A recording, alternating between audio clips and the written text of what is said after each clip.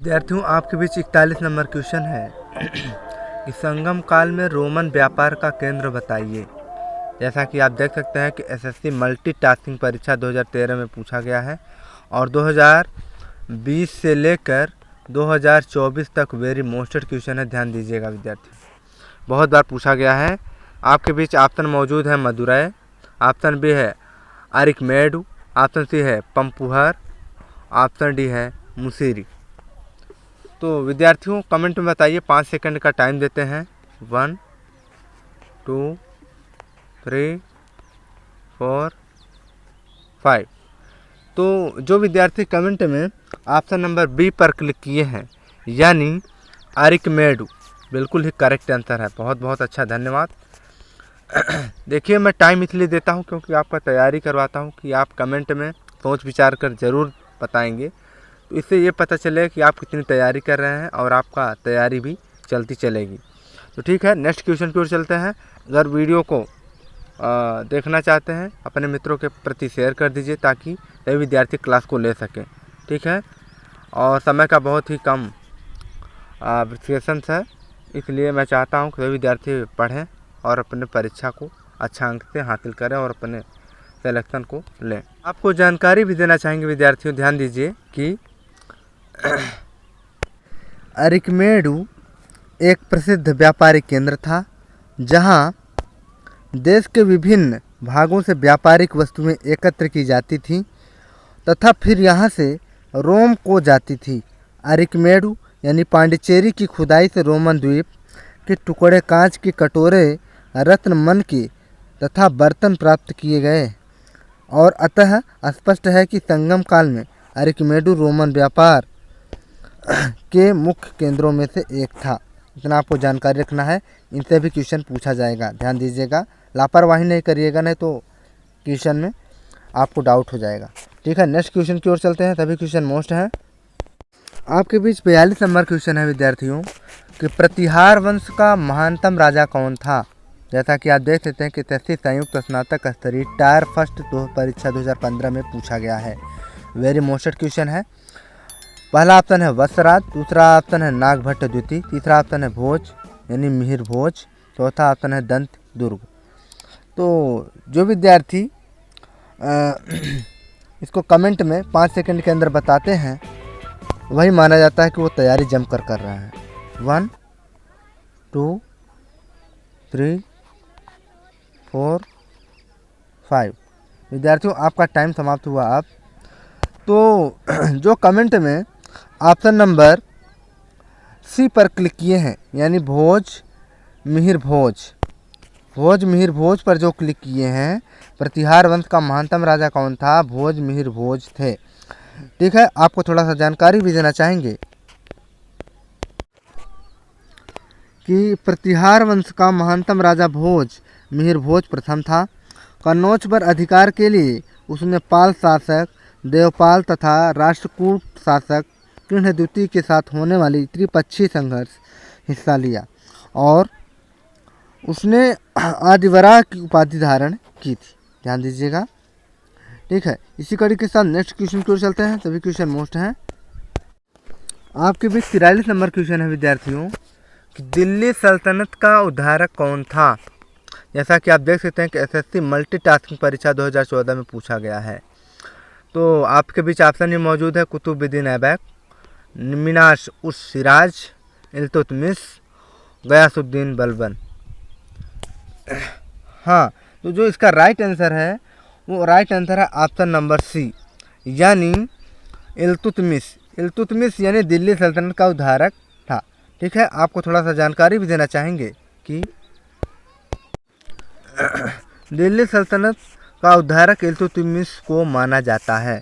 इसकी सल्तनत का प्रथम शासक कुतुबुद्दीन ऐबक 2 यानी 1206 से 1210 ईस्वी तक था, किंतु दिल्ली सल्तनत का वास्तविक संस्थापक इल्तुतमिश 1211 से लेकर 1236 ईस्वी तक था, क्योंकि दिल्ली सल्तनत की शाही संरचना प्रमुख अंगों एकता प्रणाली, सैन्य व्यवस्था और मुद्रा का प्रणाली को तो व्यवस्थित करने का श्रेय इल्तुतमिश को दिया जाता है और इसके साथ ही इल्तुतमिश ने ही सर्वप्रथम लाहौर के स्थान पर दिल्ली को अपनी राजधानी बनाया और के निजामी के अनुसार इल्तुतमिश ने दिल्ली सल्तनत को एक व्यक्तित्व, एक पद, एक प्रेरणा शक्ति, एक शिक्षा, एक शासन व्यवस्था और शासक वर्ग प्रदान किया। ठीक है, इतना जानकारी रखेंगे। इसी कड़ी के साथ नेक्स्ट क्वेश्चन की ओर चलते हैं। ध्यान दीजिएगा, इनसे भी क्वेश्चन फंसेंगे जरूर। आपके बीच विद्यार्थी 44 नंबर क्वेश्चन है कि विजयनगर के शासकों ने प्रोत्साहित किया किसको? हिंदी, मराठी और संस्कृति को, मलयालम, तमिल और संस्कृति को, तमिल, तेलुगु और संस्कृति को, तेलुगु, उर्दू और संस्कृति को। पता हो तुरंत कमेंट बताइए। 5 सेकंड का टाइम इसमें भी देते हैं। 1 2 3 4 5। हाँ, जो विद्यार्थी कमेंट में ऑप्शन नंबर सी पर क्लिक किए हैं, यानी तमिल, तेलुगु और संस्कृति को विजयनगर के शासकों ने प्रोत्साहित किया है, बिल्कुल है करेक्ट आंसर। धन्यवाद। बहुत खुशी मिलती है जब विद्यार्थी करेक्ट आंसर पर क्लिक करते हैं, इससे पता चलता है कि विद्यार्थी अच्छे से तैयारी कर रहे हैं। ठीक है, इसी कड़ी के साथ आपको थोड़ा सा इसका जानकारी भी देना चाहेंगे। उसी कड़ी के साथ नेक्स्ट क्वेश्चन की ओर बढ़ेंगे। विजयनगर के शासकों ने कन्नड़, तमिल, तेलुगु और संस्कृति को प्रोत्साहित किया था। ठीक है, इतना ध्यान दीजिएगा। नेक्स्ट क्वेश्चन की ओर चलते हैं। खानवा के युद्ध में बाबर द्वारा पराजित किया जाने वाला राजपूत था। आप देख सकते हैं कि एसएससी स्टेनोग्राफर ग्रेड सी एवं डी परीक्षा 2012 में पूछा गया है। आपके बीच ऑप्शन में मौजूद है राणा सांगा, रुद्रदेव, उदय सिंह और राणा प्रताप सिंह। विद्यार्थियों, आपको टाइम देते हैं इसमें 10 सेकंड का। बहुत ही मोस्ट क्वेश्चन है, ध्यान दीजिएगा। 1 2 3 4 5 6 7 8 9 10। विद्यार्थियों, आपका टाइम लास्ट हुआ। आपके बीच क्वेश्चन कह रहा है कि खानवा के युद्ध में बाबर द्वारा पराजित किया जाने वाला राजपूत था। तो इसका जो कमेंट में आंसर किए हैं ऑप्शन नंबर ए पर, यानी राणा सांगा। खानवा के युद्ध में बाबर द्वारा पराजित किया जाने वाला राजपूत राजा था, वो था राणा सांगा। बिल्कुल ही करेक्ट आंसर है। बहुत अच्छा, धन्यवाद। आपको थोड़ा सा जानकारी भी देने चाहेंगे, उससे भी क्वेश्चन फंसने के लिए लाजवाब हैं। देखते हैं। खानवा का युद्ध 17 मार्च 1527 ईस्वी को मुगल शासक बाबर एवं मेवाड़ के राजा राणा सांगा के मध्य हुआ था। आपके बीच क्वेश्चन बन सकता है कि खानवा का युद्ध मुगल शासक बाबर एवं मेवाड़ के राजा राणा सांगा के मध्य कब हुआ था? ठीक, तो 17 मार्च 1527 ईस्वी को खानवा का युद्ध में मुगल शासक एवं बाबर मेवाड़ राजा सांगा के मध्य हुआ था। इसी युद्ध में बाबर ने जिहाद का नारा दिया था। किसका? जिहाद का। देख सकते हैं कि 2-3 क्वेश्चन फंस रहे हैं इससे। ठीक है, इसीलिए कहते हैं कि क्वेश्चन से बेहतर ये जो हम बताते हैं व्याख्या, ये मोस्ट होता है। इसको अच्छे से पढ़ा करिए, इससे 4 से 10 क्वेश्चन बनते हैं। ठीक है, नेक्स्ट क्वेश्चन को चलते हैं। आपके बीच 46 नंबर क्वेश्चन है, शिवाजी का राज्याभिषेक हुआ था। आप देख सकते हैं कि एसएससी स्नातक स्तरीय परीक्षा 2011 में पूछा गया था और 2016 में भी पूछा गया था, 2021 में भी पूछा गया था। ठीक है, 2022 से लेकर 2024 तक 100% पूछा जाएगा, ध्यान दे दीजिएगा। 1627 ईस्वी में, 1674 ईस्वी में, 1680 ईस्वी में, 1670 ईस्वी में, यानी शिवाजी का राज्याभिषेक कब हुआ था? तो आपको कमेंट बताना है, जैसा कि हम 5 सेकंड का टाइम देते हैं। 1 2 3 4 5। विद्यार्थी, जो विद्यार्थी कमेंट में ऑप्शन नंबर बी पर क्लिक किए हैं, यानी 1674 ईस्वी में शिवाजी का राज्याभिषेक हुआ था, बिल्कुल ही करेक्ट आंसर है। थोड़ा सा आपको जानकारी भी देना चाहेंगे कि शिवाजी का राज्याभिषेक काशी के प्रसिद्ध विद्वान गंगा भट्ट अथवा विश्वेश्वर भट्ट द्वारा 6 जून 1674 ईस्वी को रायगढ़ में हुआ था। कहाँ पर हुआ था? रायगढ़ में। पहला क्वेश्चन बन गया। 18 जून 1674 ईस्वी को इनकी माता जीजाबाई का निधन हो गया था। ध्यान दीजिएगा, 18 जून 1674 ईस्वी को इनकी माता जीजाबाई का निधन हो गया था। क्वेश्चन बन सकता है। अतः तांत्रिक विधि से दूसरा राज्याभिषेक निश्चलपुरी या निश्चलपुरी भी कह सकते हैं, गोसाई द्वारा 24 सितंबर 1674 ईस्वी को संपन्न कराया गया था।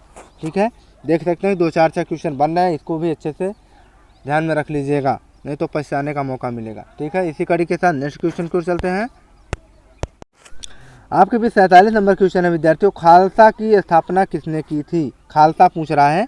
आप देख सकते हैं कि एसएससी स्नातक स्तरीय परीक्षा 2005 में पूछा गया है, 2016 में भी पूछा गया था, 2021 में भी पूछा गया था। वेरी मोस्टेड है, गुरु गोविंद सिंह है, गुरु रामदास सिंह और गुरु नानक अर्जुन देव। बताइए तुरंत खटाखट करेक्ट आंसर।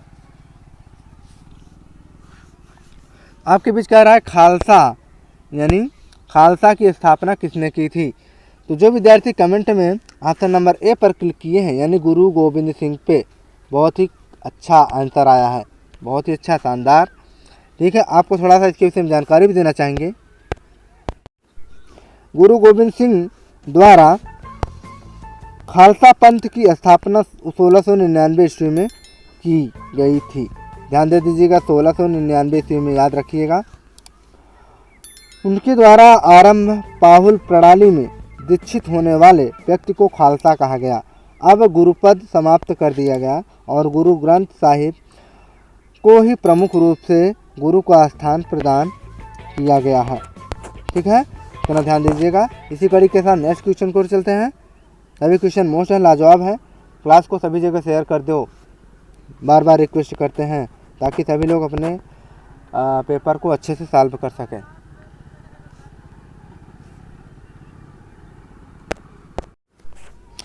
आपके बीच 48 नंबर क्वेश्चन है कि प्लासी की लड़ाई किसके बीच लड़ी गई?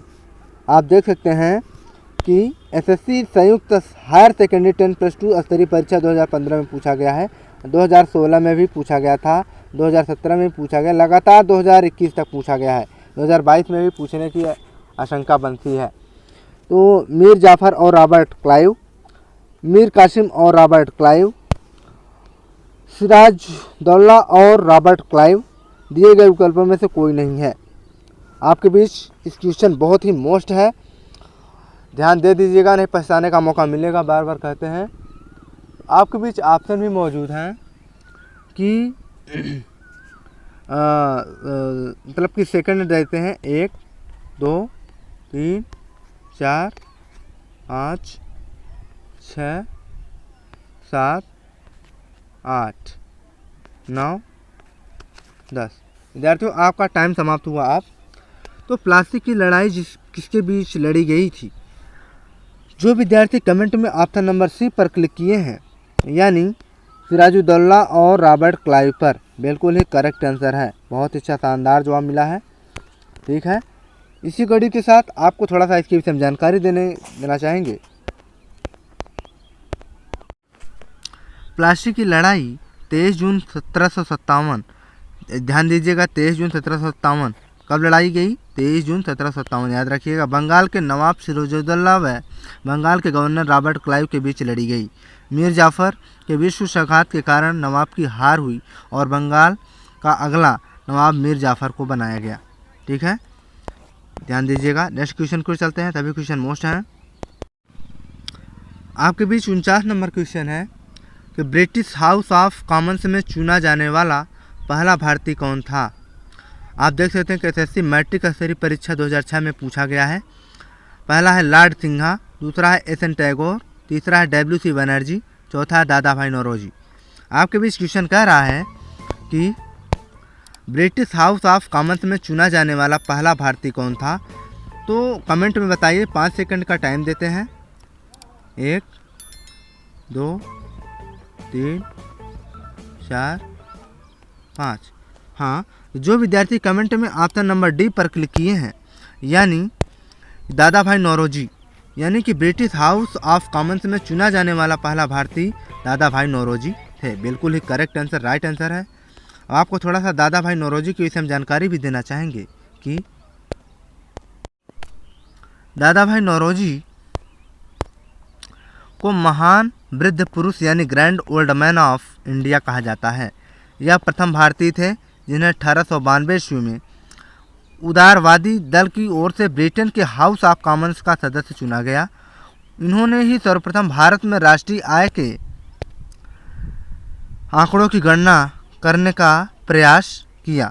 इन्होंने रहनुमाई सभा तथा ईस्ट इंडिया एसोसिएशन की स्थापना की तथा 1867 से 68 ईस्वी में अपनी रचना poverty and un British rule in India में धन का अपवाहन यानी ड्रेन ऑफ वेल्थ सिद्धांत प्रस्तुत किया, जिसने यह दर्शाया कि किस प्रकार भारतीय उन ब्रिटेन द्वारा लूटा जा रहा था। ठीक है, इसको भी ध्यान रखिए। इसी कड़ी के साथ नेक्स्ट क्वेश्चन को चलते हैं। आपके बीच 50 नंबर क्वेश्चन है कि 1857 का विद्रोह किसने शुरू किया था। जैसा कि आप देख सकते हैं कि एसएससी टैक्स असिस्टेंट परीक्षा 2007 में पूछा गया है, वेरी मोस्टेड क्वेश्चन है विद्यार्थियों।